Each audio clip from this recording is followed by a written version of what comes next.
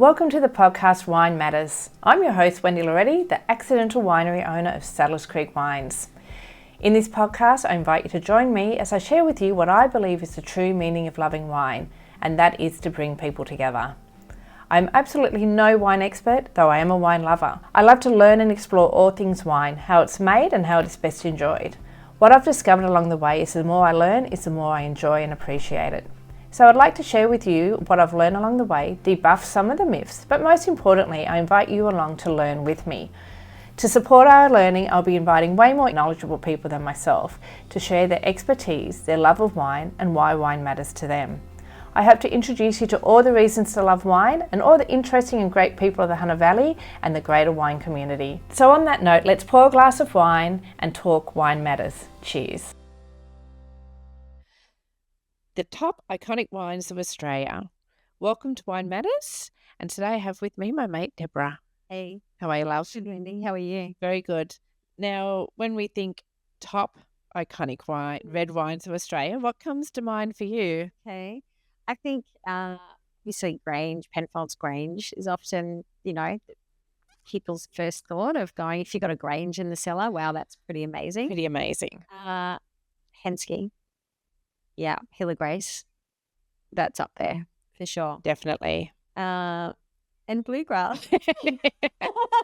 High five, Deb.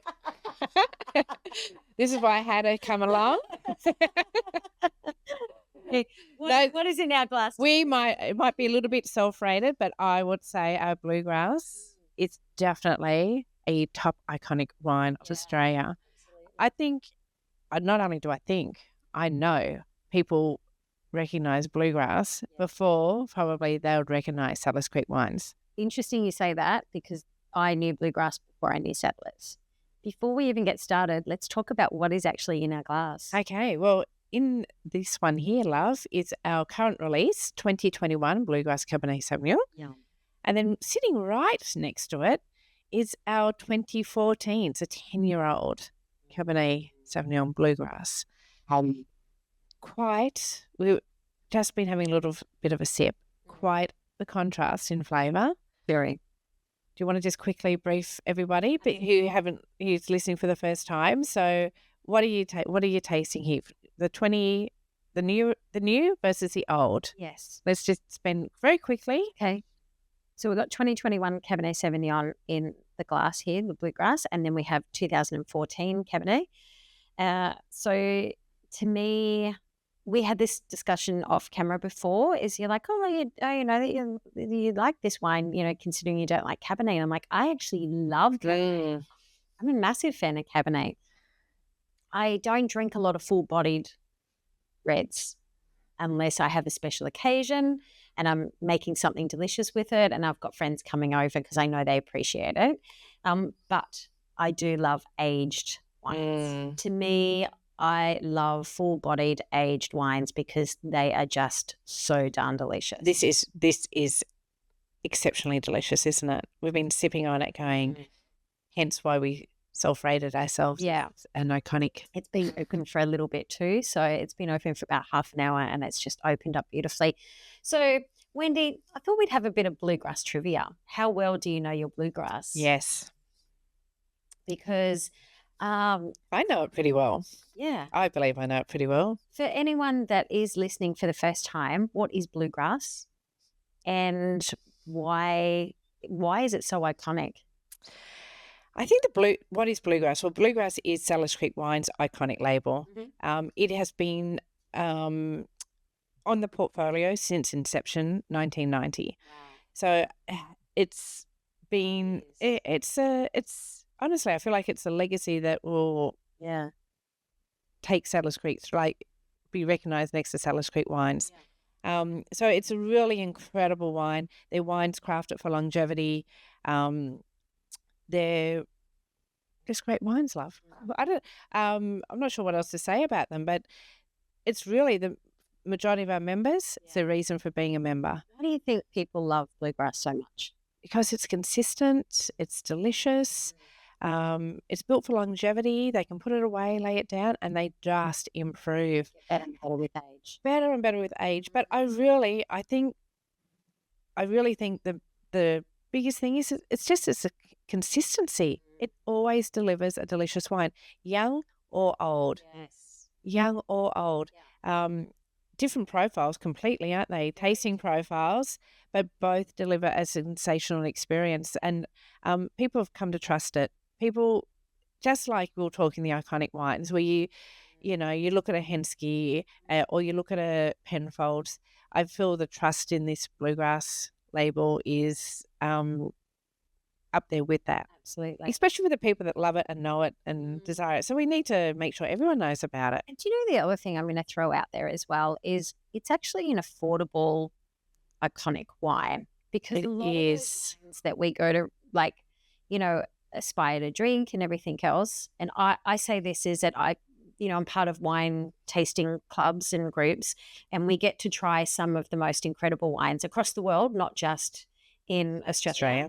And I've had the pleasure of trying blind tasting as well, different wines that are iconic for different reasons. And I have to sit there and say that sometimes we get caught up in the brand of a label of a wine as opposed to if it actually is what you want to drink. So, for example, if somebody put a bottle of Hill of Grace on the table, I'm going to be impressed, right? You're going to be impressed. And I think that when I've actually done like the Henschke tasting, it wasn't the Hill of Grace that actually impressed me. It was one of the other Shirazes that they had. There you go, yes. Yeah. And that was just my personal preference. So I guess sometimes you have to look beyond, a brand to really uncover what you like about it, because often they come from the same regions. Some wines are made by the same winemakers. And I saw this in New Zealand, for example. Like, we would go to a producer that's, and I say high street, but on the main road, and they were making really beautiful Pinot Noirs, but they were charging like $110 a bottle for it. Where I can go down the road, round the corner, back road, their fruit is sent to the same winemaker to get made. I'm charged $50 a bottle. So I always like to seek out, explore. I appreciate those wines, but I also like to find really good quality wines that are also affordable, that have all those attributes of that wine. Absolutely. These are super affordable, especially if you're a member. What does Bluegrass mean to you? Well, Bluegrass is the reason we are the owners of Cellar Creek Wines. That's how much we love the Bluegrass. We loved it so much, we bought the winery. Frank and I, big Bluegrass fans. So we were actual members of the club for 10 years. But it was a Cabernet Sauvignon, introduced to it through a friend of a friend. Yeah, we just loved it. So when we saw it coming up for sale, it was like, what is going to happen with our Bluegrass? So yeah, it's a reason. It's the reason for our being. And like I was saying before, I think for a lot of our members, Bluegrass is the reason for being. So yeah, it's just, like I said, a very consistent, beautiful, full-bodied red wine that ages magnificently. Yeah, absolutely. Okay, so let's do a bit of Bluegrass trivia. When was the first Bluegrass wine made? On the year of our inception, 1990. Amazing. Okay, So it's got. What variety was that? It was a Cabernet Sauvignon, hence why it's our darling of the collection. Okay, and then what was the second release? The second release was a Bluegrass Merlot. Wow. Yeah. Okay. So that was like in the mid-1990s. And I think Merlot was just very on trend around that time as well. Absolutely. Because, it's often say, why would they go the Merlot? But yeah, I think it was very much it was an on-trend wine, and it was beautiful. Region? Talk to me about the region. Where does Bluegrass come from? Well, today, majority of the time, not all the time, but the majority of the time, it will be from Langhorne Creek. Okay. So we have developed relationships with the growers down there, especially the Follett family. And that relationship has been 30 years, and we work with them every year. Like, we go down there, look at the grapes, work with the grapes, decide when to pick it. But they're fantastic growers. That consistency, because the first Bluegrass was actually Hunter Valley. Hunter Valley, yes. But Hunter Valley isn't known for Cabernet. Like, we've got some planted at the vineyard, but it's not what the region is known for. It can grow beautifully in great vintages. We have a winemaker's Cabernet off our block at the moment, and that was a 2020 year, I think, or 2022 year. It was just incredible, and it got put into its single varietal, single vineyard label. It was fantastic. But full-bodied, yeah, Cabernet. these are full-bodied. That's right. So in the early days, the Cabernet, the bluegrasses were, like if it was a Merlot, it was in American oak. And I think that's the signature style. The signature style is the use of American oak. So that's its signature style, is definitely the American oak. American oak you use generally. So a lot of winemakers in the Hunter Valley will use French oak for their Shiraz. Medium-bodied style, French oak is a lot tighter grain, so it's just a more refined flavour to go with that medium style of wine. And that's not to say we don't make full-bodied Shirazes here in the Hunter. We do, but as a style, they're more leaning towards medium-bodied compared to, say, the South Australian. For us, it's American oak, like I said, is definitely the signature style of this bluegrass collection. Okay, so we say collection, meaning more than one. More than one. So how many wines are now in the Bluegrass collection? At the moment, we have five wines in the collection. Wow. So, of course, we've got the Cabernet Sauvignon. That is the absolute no-brainer. There every year. It's our darling. Absolutely delicious. We then have our Shiraz. It's still, I think the Cabernet Sauvignon has been the number one seller consistently for ever. We're coming up to 10 years of owning it, and it's always at the top. And then very closely on its tail is the Shiraz. Well, Shiraz is one of the most widely planted reds in Australia and one of the highest consumed red wines as well.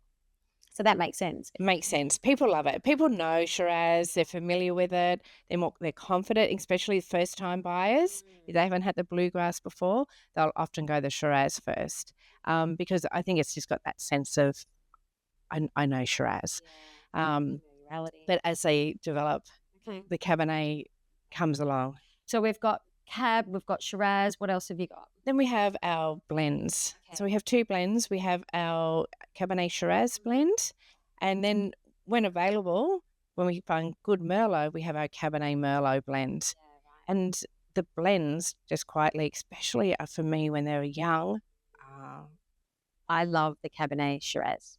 I'm loving the Cabernet Merlot at the moment. I just think it balances it out. The Merlot just brings a smoothness to that young. And that's what the blend is meant to do. Yeah. You know, Cabernet can be a really full-bodied, robust wine, especially those South Australians, and the Merlot does. It just brings a bit of softness to it as well. And the Shiraz, of course, when you have that blend, you've got Cabernet is all about that back palate where the front palate is brought together with the Shiraz. So you end up with this lovely full palate wine. When boys call it the donut wine. The donut wine. There you go.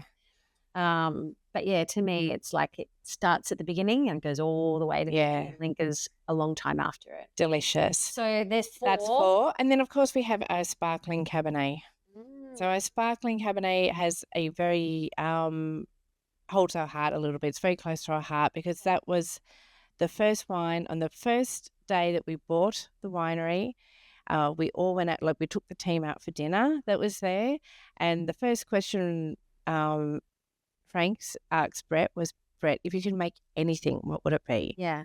If you had a opportunity to explore, what would it be? Yeah. And he goes, I would love to explore making a sparkling Cabernet. Okay. So that year, guess what? I love the sparkling. We made the sparkling Cabernet. Now, interestingly, most people, when they think of sparkling reds, they think Shiraz. Yeah, it's quite unique to have a Cabernet. Yeah. You're not going to find many. No. So, I mean, that's the thing. Like, one year we had a bluegrass Shiraz. I mean, this is the thing with a boutique winery, isn't it? You get to explore things that are quite unique that you're not going to get or see anywhere else. But yeah, the Cabernet, sparkling Cabernet, it was our darling wine. So the sparkling Cabernet is such a great fruit wine. It's a winner. Most people think of it as like when you're starting a celebration on arrival drink. Yes. But for me, when I think of sparkling Cabernet, I automatically think of what can I pair with it. Mm-hmm. And the first thing I love to do is duck pancakes. Oh, there you go. Yeah. such a great wine for duck pancakes. I went to a schnitzel. Just saying, Deb. Okay, and then Just saying. that might surprise you that I'm going to pair with the sparkling Cabernet is dark chocolate desserts. Oh, yum. Yum, yum, yum. Wild pink that we have with desserts. However, if you're going to do, and the reason why I like doing a sparkling wine with dessert, because after a big meal, you want to cleanse your palate and reset your palate, and the bubbles help to do that. I think this is a little winner. You should put something on that, because it is such a winner whenever we've done that. So moving away from the muscat or the botrytis and then having a sparkling with your dessert, it's a bit of a game changer, Deb. I think you're onto something there, love. I love to push it. Very clever. Very clever. So we've got 5 wines. We've got Cabernet, Shiraz, the 2 blends, and the sparkling. What's your favourite? I have to say it's got to be the Cabernet. And whether that's because Frank fell in love with it and, you know, what's in front of you and you consume it, but I can honestly say, like, I just love it. Yeah. Over the time, like, you know, we love it aged one. I would choose it hands down every time. It's really interesting to hear, like with Club Equus members, for example, they all have a bluegrass story. And I think that your story is one of the ultimate stories that I've heard, as in you're wine club members, you were introduced to it by a friend, and then you loved it so much when the winery came up. You bought the winery. What I love as well is we've been asking our members lately what's their bluegrass story. And one of our members, Jeffrey, he had given his story, and all of his 6 grandchildren, when they got to 18, had a bluegrass. We're introduced to the bluegrass. Amazing. Yeah. So 18-year-old wine and drinking beautifully. We were saying this before, like we put on the back of our labels, Cellar confidently, with confidence for 10 plus years. And we say it all the time. But our winemakers in general are very conservative. Very conservative. With that. So I'm always going to err on the side of caution. We do, don't we? Yeah, because you don't want to over confidently. But I don't know how people. So this is the thing, that when you're writing and making recommendations about, you know, how long will a wine cellar for? One, it's going to depend on how you like to drink it, but it also comes down to your cellaring conditions as well. Absolutely. The cellaring conditions are really important. And there's no guarantee. Every vintage can cellar differently as well. Like some bit, like 2016 absolutely. Was such an amazing vintage. That is still a baby. Like when I looked at the 2016 Cabernet, wow, like that is at the Bluegrass Bash. Yes. Was like, okay, Scotty, let's taste it. I haven't had it for, I don't know, 6 months or something. I'm like, it's still a baby. So it's got legs on it. It can go another, it can double again, go down another 8 years and to keep going. And but that's it. That's why we say, if, you know, you are interested in aged wines, you know, if you can get them early and lay them down and taste them along the way at a really economical price versus that, do it. It makes so much sense. Don't have FOMO. Like, just go there. Occasion. So I always think about wines on food and occasion. So, for example, if I'm going to have the sparkling Cabernet, I love it on a Sunday afternoon when I've got some friends. We're just going to do an afternoon grazing platter. But like I mentioned, sometimes I love it just on a Friday afternoon when I do duck pancakes, heat and eat, because Aldi have got these little duck pancake kits. Have you seen them? No. They're fantastic. You just go in there and all of a sudden you've got Peking duck pancakes. Oh, there you go. Yeah, they're awesome. So I'm like, I don't have to cook. I cut up some cucumber and shallots and off you go. So they're my occasions that I like to have it. It's very relaxed. It's very sociable drink for me, where I wouldn't necessarily open a bottle of it on my own. Yeah. It's a sociable wine. Yes. Okay. So for you, what's your occasion wine that you like to pull out a bluegrass for? Deb, this is going to sound really bizarre, but like I said, on Tuesday night, my daughter came over for dinner and we put out a Bluegrass 2014 and we just sat there and went, wow, this is beautiful. So good. So a special occasion midweek, you know, most... all my good wines. I know. I don't... I'm not going to save them for... I find we don't necessarily go, oh no, we better not drink that. We think it's a special, like we're seeing our daughter, she's coming out, you know, that's a special occasion. Why wait? Yeah. and she loved it. She was like, this is so good. Yeah. Our kids are very spoiled because, we're drinking on a Tuesday night a 10-year-old wine, love. But to us, that's a special occasion. So you're drinking a 10-year-old Cabernet on a Tuesday night. That's right. With dinner? With tortellini ragu. Yes. It was yum. It was so good. All right. Favorite food and wine pairing for Bluegrass for you? Oh, favorite. Oh, gosh, here we go. Well, look, we do love, especially with these aged ones, Frank will often buy, we have a beautiful butcher that does sensational eye fillet. And I would say, he'll cook an awesome eye fillet on the barbecue, and we'll have that with some beautiful vegetable, baked or steamed vegetables, whatever's the go. And it's, yummy, yummy, yummy. Do you know what I love? I don't know about you, but venison. And I used to be able to get this venison fillet from farmer's market. And I'm drinking, because we've got two wines in front of us for anyone that's listening to this. We've got the current release 2021 and we've got the 2014. Now that Cabernet, I want to have venison fillet with this, with a really nice cherry jus with it. Oh, yum. That sounds good, Deb. Really good. Just a really simple, meat and 3 veg kind of meal. And who doesn't love that? Okay, so last year we actually did dumplings. We paired dumplings with Bluegrass. We did. And didn't we? I forgot about that. Yeah. So so that's what I mean. Like, if you ask Brett, our winemaker, he's like, what goes with the Bluegrass wines? Meat. And I'm like, no, there's so many more things that actually go with. Like anything, it's it comes down to your palate, and get out there and explore. But I think you just stick to your golden rules about. Yeah. So if we're going to pair wines, what I pair is I pair weight with weight of the food. So, for example, that young wine, I want bigger, richer, fattier meats that are slow cooked, often like briskets and lamb shoulder and that kind of thing, because you need the tannin to cut through the fat. Yeah, as these soften, that's why I say venison fillet just makes me think of that, right? Yeah. It's just, you got that richness of the venison being gained, but it's the fillet, so it's lean meat. Yes. So it's not going to overpower the wine, and the wine's not going to overpower the food. And I think about the flavors of the wine as well. So you can get those cherry note. That's why I'm thinking nice cherry jus. Like, I make a broth, like a stock, reduce it down with a little bit of the cherry jam that you can get, and I do it with dark, and that's why I think venison with this is beautiful as well. And I'm like, that with the aged Bluegrass, delicious. But you don't need to be thinking about it, those kind of foods. Like, you can do a good hamburger. Oh, yeah. You can do a good pizza. You can do a good...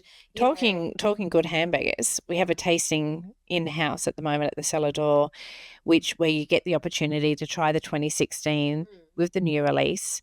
So, an 8-year-old wine versus your new, and we're pairing it with 3 handcrafted, or whatever you want to call it, little slider burgers, love. I love that. So really nice tasting. It doesn't need to be fancy food. It's a really nice tasting experience. Party, occasional food. I think of what do we cook every other day? That's it. And I think that's what I love about these Bluegrass wines, is that they're really good quality wines that you can drink every other day. Every day is a special occasion. Yeah. To make it that. Yeah. And simplicity is the key. And that's why I think dumplings, like, who would think to have dumplings with, and they go. It worked. Yeah. It worked. So pair the sauce over the meat as well, because you can have, whether it's mushrooms, or whether it's duck, or whether it's, steak or pork, whatever, you can pair that with the sauce that you match with the wine, with these Bluegrass wines. So, for example, the Shiraz, I like anything with a little bit of spice to it, like subtle spice, not hot spice, like pepper. You can do nice smoky barbecue flavors. Oh, nice. Works well with Shiraz. So I think Shiraz has got that pepper to it. Like different Shirazes will have white pepper notes or black pepper. Like, colder climates generally throw more white pepper for me. Okay. Like Tassie, for example, will throw a lot more white pepper. But if you think about that as a flavor profile, where Cabernet will often have herbaceous or mintier style of flavors. And that's why we say it goes so well with lamb. And who doesn't love a lamb cutlet as a quick, easy Yum. That is, I think, my son's favorite food. Not Yeah. drinking bluegrass with it, but Yet. simple, yet. But he's, a nice simple lamb cutlet with some, salad or veg on a plate. Yeah, yum. That with that bluegrass, delicious. Do you do a mint sauce, Deb? No, I drink Cabernet. You drink Cabernet. That's with mint sauce. But these are over minty as well. Like some Cabernets can be really minty. They've got a really nice amount of mint flavour to them with lots of fruit in them. The blends, I think, are, just if you're a vegetarian, I think the blends are a winner. Yeah. All the way. Tomato, I did a roast pumpkin dish the other day, and they're going that with the blend. Cabernet Beautiful. Cabernet Shiraz, either way. Yeah. You can do that. Yeah. Risotto. Yeah. You do a good risotto. I do a good risotto. It's in our cookbook if you want it. Cabernet Merlot with that. Why not? Yeah. It's worth exploring. I'd love to know, for anyone listening, what is their most obscure bluegrass food pairing? Like, is it popcorn? What's the I was going to say secretly, everyone's going to come. There has to be a chip flavour that they love. So Shiraz with like barbecue. Why not? Yeah, I'm thinking like, chicken and honey soy with a blend. Yum. That's my favourite, the honey soy chips. Is it? But yeah, delish. Simple Friday afternoon thing to do, isn't it? Last bluegrass question. Where does the majority of the fruit come from? We said Langhorne Creek. Langhorne Creek. And aging, long term? Long term, 10 plus years. Favourite? Start trying from 5 though, I would, because they just taste good. And I think especially if you're not you haven't found your sweet spot yet. Yeah. Start exploring. One of the other things that I'd love to experiment with as well, like dinner party game, is to blind taste. So pull out some of your really expensive bottles of wine, reds, for example, and pair them up and just blind taste them. So blind tasting is when you don't know, you wrap up the bottle and you taste it and get everyone to bring a good bottle of wine and see which one they prefer, because often we get influenced by what's on the label as opposed to what's in the glass. What's in the glass, absolutely. It's hard to think without seeing, isn't it? Yeah, totally. It's different because to think that we're completely immune to marketing and colours and you can't. So yeah, doing that's a bit of fun. I think that's a whole podcast in itself. Wine games. Yeah. What's your top 5 wine games? Okay, that's another day, love. Final question, Wendy. Bluegrass, you've told me, are all red grape varieties. Why is there no Chardonnay? Why is there no Semillon? We've explored this a few times, Deb, but I think it's such a traditional wine. It's such a traditional brand. I didn't want to overcomplicate it. We want to keep it to its authentic self, where it came from, and not dilute the power. It's the only brand that we have in our collection that's all reds. It's got history. It's got tradition, and I don't want to mess with that. Yeah, I seriously don't want to mess with that. We've tried to keep everything very consistent over time. The original label. Can we talk about that?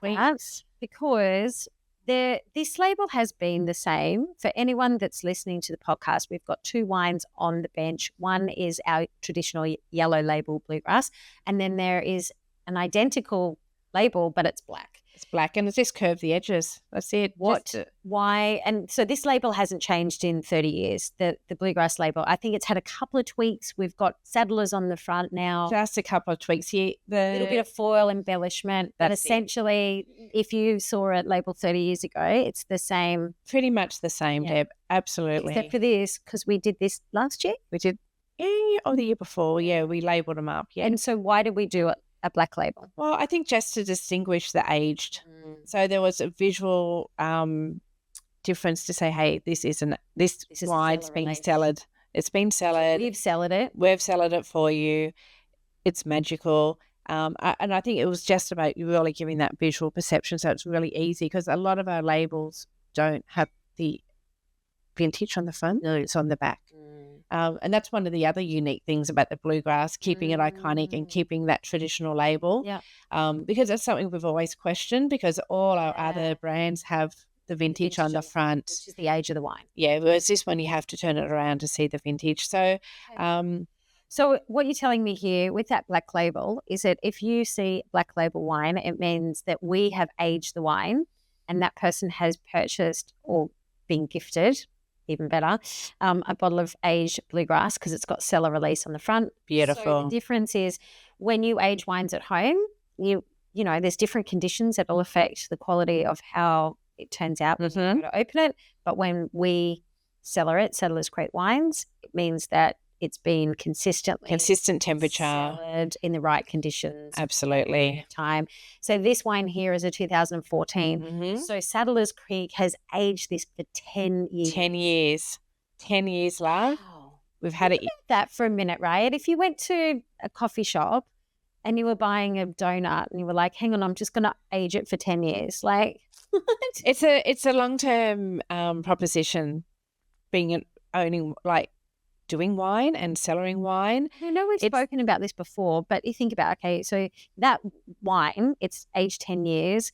It took another, 2 years to make. Absolutely. Okay. And often 3 years by the time we then go to release it. So that's 3 years on top of that. And then think about the time that it took to grow the grapevines. That's right. There's a lot of involvement, a lot of hands in the process. When somebody goes, why am I paying $85 for a bottle of 10-year-old wine? Because it took 30 years to make. That's right. That's right, just about. Yeah, no, it's amazing. Grow the grapes, make the wine. That's right. Cellar it at the right conditions. Yeah. So when you do open up a bottle of cellared aged wine, you'll feel the love in it. You'll feel the love and you'll feel the time in the glass. Yeah. I think so. Yeah. Absolutely. And I think you do literally feel the love, because the farmers are passionate. We know them. We have a great relationship. These are not mass-produced wines. These are not mass-produced wines. Make a larger quantity of these wines compared to some of the small batcher wines. But they're still, in comparison to large bulk-made retail wines, nothing. Very, yeah. Very small run. And there's only a handful of vineyards in Lancome Creek that we get fruit from. Absolutely. So you know that it's normally the Follett Vineyard. There's the River's End and the Old Barn. Mm-hmm. So literally mainly 3 vineyard sites. That's right. And they are 20 to 30 years old. Absolutely. The age of those vines as well. Yeah. So it's pretty amazing, isn't it? It is, yeah. And that's why you have the consistency. I remember when we bought the winery, I kept on saying, but where's the recipe for the bluegrass? Like, where's the recipe? Actually, where's our secret herbs and spices? Yes, I know. Yeah. I've gained so much knowledge over the last 10 years. But these wines are made, in the 2014. Again, it's probably the first wine Brett made on his as head winemaker as well, and it drinks beautifully. So yeah, I'm a fan. Like I said, I love my medium-bodied reds, but Bluegrass has hands down, especially when it gets to aged wine. It's delicious, isn't it? Yeah. I think we should just finish this glass now, Deb. I reckon. Thanks, love. Thanks for your time. Cheers to Wine Matters. Cheers to aged wine matters. Cheers to aged wine matters. Wendy, just quickly, if somebody wants to try these aged wines or they've never tried Bluegrass wines, what do you recommend people do? I recommend they come to the cellar door, book a tasting, and get in here and have a try. Just do the Bluegrass wine. Yeah. And if you're a new member to the club as well, and you haven't had our Bluegrass wines yet, members tasting. We're coming, I know. A lot of wines on the wine list, and I think that's probably sometimes when you get to a tasting, there's so many wines and you get to the 10th wine and then you get the Cabernet, where I think it's worth just booking in just for the bluegrass taste. Just do it. Just taste the bluegrass. When you make a booking, I just want to do a bluegrass tasting, and they don't even have to put it in the notes. They can just turn up. But it helps us prepare. But at the end of the day, ask for what you want. I know. And then at the moment, May and June, people can come and try the aged bluegrass with the new. So. And it's such a great, this is what we're doing exactly here. Yeah. And the taste difference, so different. It's so different, isn't it? Definitely. Both delicious, but different. As you say, Wendy, deliciousness. Deliciousness, full of deliciousness. Deliciousness. So enjoy. So yeah, I do we'll put all the details encourage you to come in and try them. And we're coming down to Sydney as well. So there's a dinner on. Ask a friend who's got them in their cellar. Pull them out. Coming over. The other thing is that if you need to buy a gift for somebody who's got everything, it's a beautiful gift. A bottle of bluegrass. It's a beautiful gift, isn't it? It's such a nice gift. Yeah, for sure. Okay. Cheers. See you. Cheers, love.